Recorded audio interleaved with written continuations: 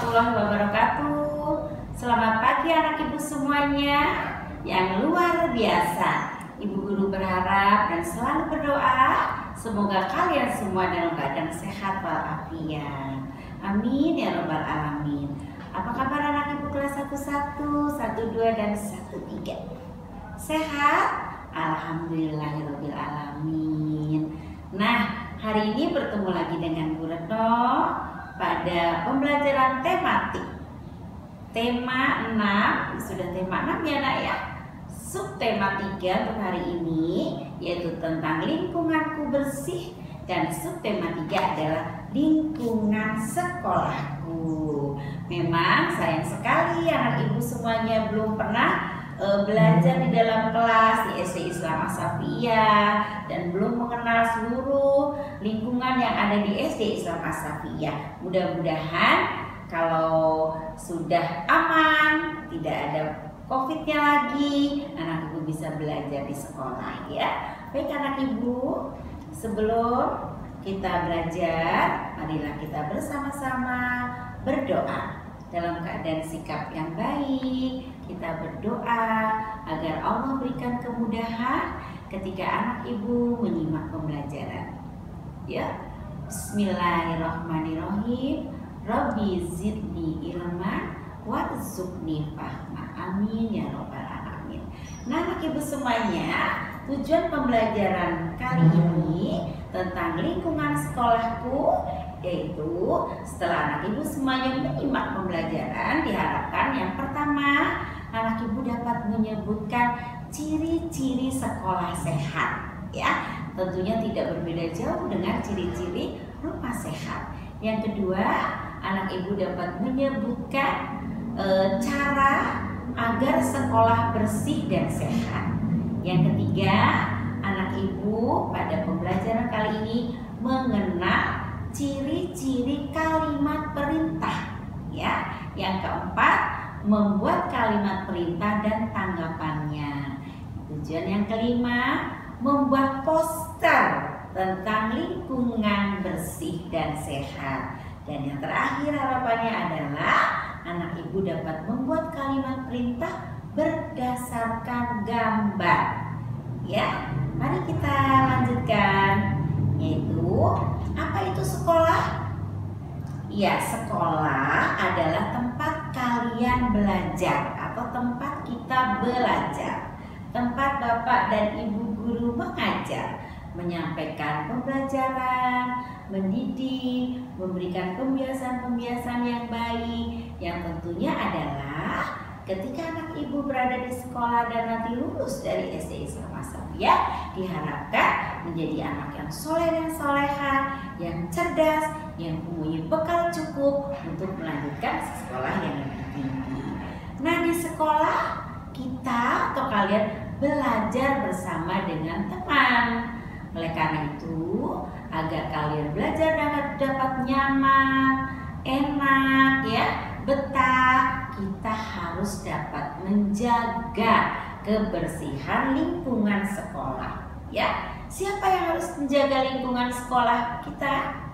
Seluruh warga sekolah, bukan hanya bapak ibu guru, bukan hanya peserta didik, bukan hanya karyawan ya, tapi seluruh warga sekolah. Siapa saja? Bapak kepala sekolah, wakil kepala sekolah, bapak dan ibu guru, karyawan, dan kalian semua anak-anak ibu bertanggung jawab atas kebersihan lingkungan sekolah. Karena kalau sekolah kita bersih, tentu kita akan dijauhkan dari segala bibit penyakit dan kita semuanya menjadi sehat walafiat. Oleh karena itu, kita harus menjaga kebersihan sekolah sebagai salah satu rasa syukur kita kepada Allah. Kita menjaga tubuh kita karena kita mensyukuri karunia Allah atas diberikannya tubuh yang sehat, yang sempurna. Kita bersyukur kepada Allah atas diberikannya lingkungan sekolah, maka kita juga harus menjaganya. Ya, anak ibu, selanjutnya adalah bagaimana ciri-ciri sekolah yang sehat itu? Ya, ciri-ciri sekolah yang sehat adalah yang pertama, ruangannya bersih, rapi, rapi ya. Lalu halaman sekolahnya juga bersih rapi. Lalu apalagi? Ada jendela-jendela dan ventilasi. Seperti juga rumah yang sehat harus ada jendela dan ventilasi. Karena kegunaan dari ventilasi adalah untuk sirkulasi udara atau keluar masuknya udara. Udara yang kotor keluar, udara yang bersih masuk ke dalam rumah agar kita tetap dapat menghirup udara yang bersih. Lalu apalagi? Kaca jendelanya bersih, kalau ada hordennya bersih. Lalu apa? Terdapat tempat sampah di setiap kelas, di halaman sekolah, di tiap tempat sudut-sudut yang penting ada tempat sampah sehingga kita tidak repot ketika akan membuang sampah, sehingga tidak terjadi membuang sampah di laci meja atau membuang sampah sembarangan karena di mana-mana ada tempat sampah ya. Lalu apalagi? Banyak pohon-pohon rindang ya. Karena fungsi pohon itu adalah salah satunya mengeluarkan oksigen yang untuk kita hirup ketika kita bernafas. Jadi kalau banyak tanaman itu semakin sehat, semakin baik ya. Namun harus diperhatikan kalau ranting-rantingnya sudah tua harus ditebang-tebang supaya tidak sampai terjatuh menjatuhi anak-anak ibu atau siapa saja ya. Kita harus menjaga tanaman kita karena dia sangat bermanfaat untuk kita. Yang selanjutnya adalah misalnya ada selokan di sekitar sekolah, sebaiknya selokan itu juga mengalir dengan lancar airnya, tidak ada sampah-sampah yang menyebabkan saluran itu menjadi mampet ya. Kemudian yang tidak kalah pentingnya adalah kamar mandi atau WC-nya ya, toiletnya harus bersih dan wangi. Mudah-mudahan ya. Selanjutnya apa dan bagaimana cara menjaga kebersihan lingkungan sekolah? Yang pertama, biasanya di kelas kalau sudah di SD itu ada petugas piket. Nah, petugas piket itulah yang bertugas membersihkan ruangan kelas dengan cara disapu, dibersihkan meja kursinya, dihapus papan tulisnya. Tapi biasanya yang bertugas mengepel adalah Pak Ayadi ya, atau petugas di sekolah. Tapi untuk petugas piket cukup menyapu yang kelihatan, menghapus papan tulis, merapikan taplak meja ibu guru dan seterusnya. Karena itu apa? Sebagai pembelajaran kalian supaya kalian biasa melakukan kebersihan dimanapun berada. Yang kedua, halaman sekolah disapu, rumput-rumput yang tinggi dipotong. Nah, biasanya di SDS Lapas Sabya itu sebulan sekali ada kegiatan Sabsih atau Sabtu Bersih, di mana seluruh warga sekolah ya, tadi Bapak Kepala Sekolah, Bapak Ibu guru, karyawan dan peserta didik melakukan kebersihan lingkungan dari kelas, halaman dan seterusnya ya. Semuanya bergotong royong membersihkan sekolah kita ya. Lalu yang ketiga, tanaman bunga dan pohon-pohon disiram apabila tidak sedang musim hujan agar tanamannya terawat, tidak layu, tidak mati dan seterusnya. Yang keempat, kursi, meja, kaca jendela dibersihkan dengan kemoceng, dengan elang agar tidak ada debu yang menempel. Kalau mejanya banyak debu tentunya kalian menulis juga tidak nyaman. Nanti lengan bajunya jadi kotor ya. Nah, satu lagi, tidak boleh mencoret-coret meja, baik itu dengan pensil atau bolpen atau dengan tip X ya. Kadang-kadang kalau kelas besar sudah punya tip X ya. Lalu tidak boleh mencoret-coret dinding kelas juga agar kelas kita senantiasa bersih dan rapi.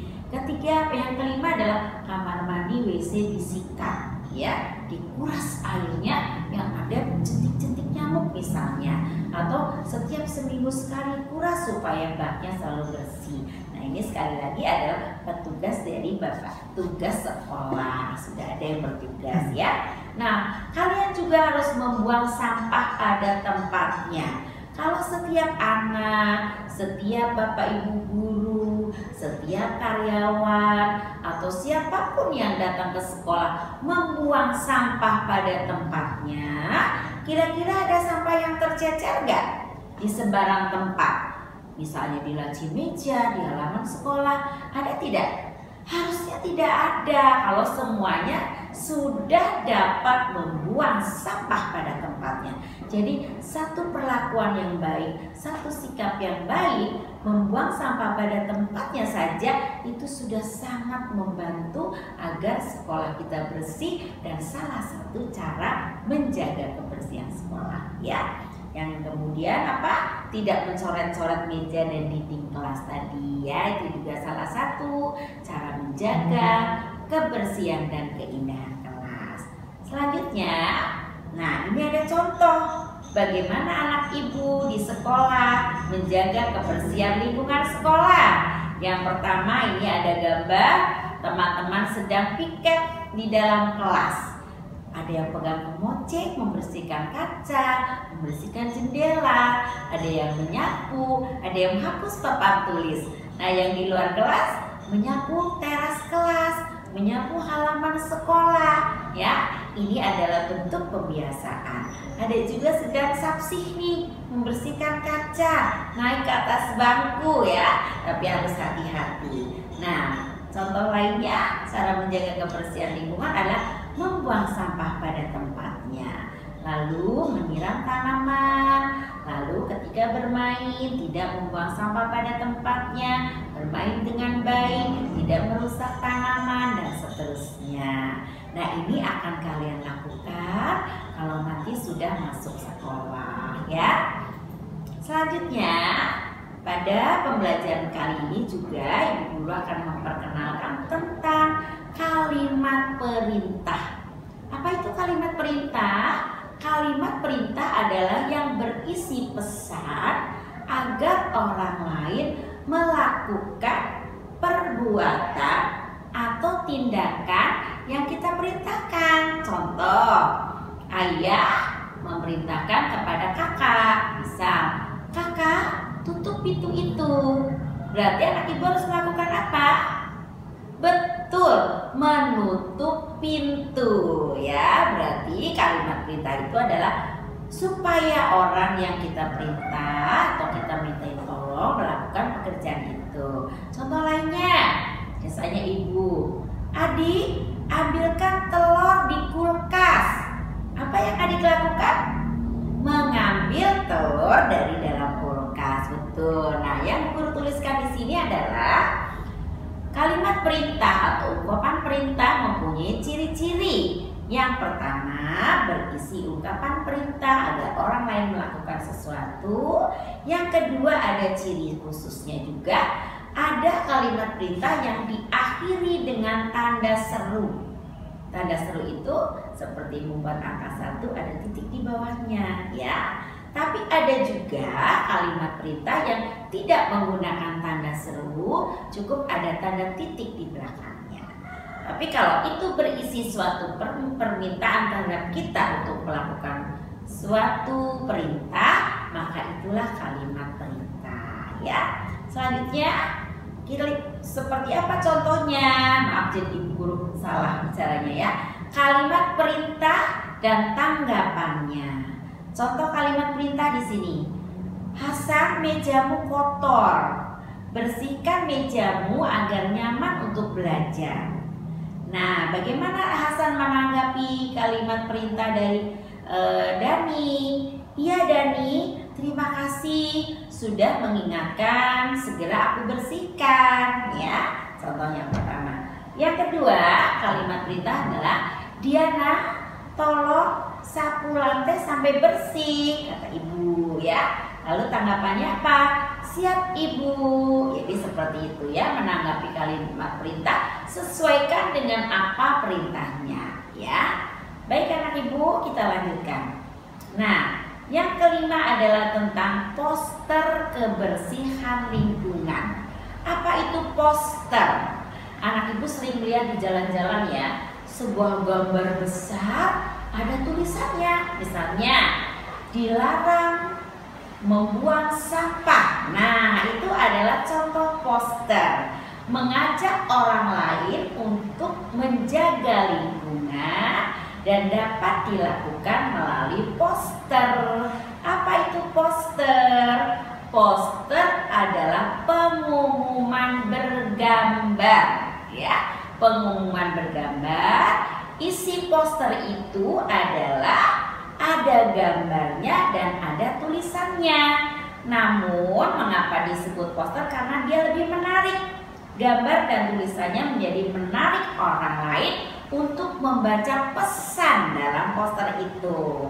Dan biasanya poster-poster dipasang di tempat-tempat yang ramai, bisa di taman hiburan, di mall, lalu di perjalanan, ya, di jalan-jalan. Nah, supaya apa? Orang memahami pesan dari poster tersebut. Yuk kita lihat contoh posternya. Nah, ini adalah contoh poster untuk di sekolah misalnya. Jaga lingkungan sekolahmu. Nah, ini poster ya. Ada gambarnya, ada tulisannya. Apa pesan dari poster yang pertama? Agar kita menjaga lingkungan sekolah kita. Nah, yang kedua ada lagi contohnya ya. Ada gambar tempat sampah. Jagalah kebersihan. Buanglah sampah pada tempatnya. Apa pesannya? Agar kita membuang sampah pada tempatnya, agar kita termasuk salah satu bagian dari masyarakat yang menjaga kebersihan, ya. Jadi kalau kalian membuang sampah pada tempatnya, berarti kalian sudah melakukan menjaga kebersihan lingkungan. Contoh poster yang ketiga adalah kebersihan sebagian dari iman. Nah, berat nih. Kalau anak ibu tidak bisa menjaga kebersihan, berarti apa? Iya, bukan ya, belum imannya belum bagus, bukan. Tapi mungkin kurang dijaga ya. Jadi harus terus ditingkatkan. Tidak boleh disepelekan kalau begitu ya. Nanti kalau tidak membuang sampah pada tempatnya, diragukan tuh, tidak kurang beriman, karena kebersihan itu salah satu yang diwajibkan dalam agama kita Islam ya. Mau sholat harus berwudu, sehabis buang air kecil harus istinja, ya kan? Oleh karena itu kita juga harus menjaga lingkungan sholat kita, pakaian kita ketika digunakan untuk sholat, apalagi lingkungan kita, yaitu perintah dari agama kita. Yang selanjutnya adalah contoh membuat kalimat perintah berdasarkan gambar. Jadi kalau ada gambar di dalam buku kalian nanti, terus kalian diberikan tugas membuat contoh kalimat perintahnya, maka sesuaikan dengan gambarnya. Pada contoh yang pertama, ini ada gambar Pak Guru, lalu ada Mira dan Hasan menyiram tanaman. Lalu apa perintahnya? Hasan dan Mira tolong siram tanaman di halaman sekolah. Jadi perintahnya dari Bapak Guru ya. Lalu Hasan dan Mira melakukannya. Contoh yang kedua, ada tempat sampah di depan kelas kalian. Kalian membuat kalimatnya. Buanglah sampah ke tempat sampah. Nah, seperti itu. Ini contoh ya. Kalian boleh membuat yang berbeda, yang lebih kreatif, tapi sesuai dengan gambar, tidak apa-apa. Yang ketiga, ini ada gambar anak-anak sedang melakukan piket di kelas. Nah, apa kalimat perintahnya? Di sini Bu Guru memberi contohnya. Jagalah kebersihan kelas kita. Nah, berarti anak-anak ini sedang menjaga kebersihan kelasnya. Demikian anak ibu, pembelajaran hari ini tentang lingkungan sekolahku ya. Apa itu sekolah, bagaimana cara menjaganya, dan seterusnya. Dan alhamdulillah selesai pembelajarannya. Mari kita bersama-sama mengucapkan hamdalah. Alhamdulillahirabbil alamin. Terima kasih anak ibu semuanya, kelas 11, 12, 1, 2, 3 yang soleh dan soleha serta cerdas, atas perhatian kalian mengikuti pembelajaran yang telah Ibu Ratih sampaikan. Mohon maaf atas segala kekurangan. Akhir kata, wassalamualaikum warahmatullahi wabarakatuh.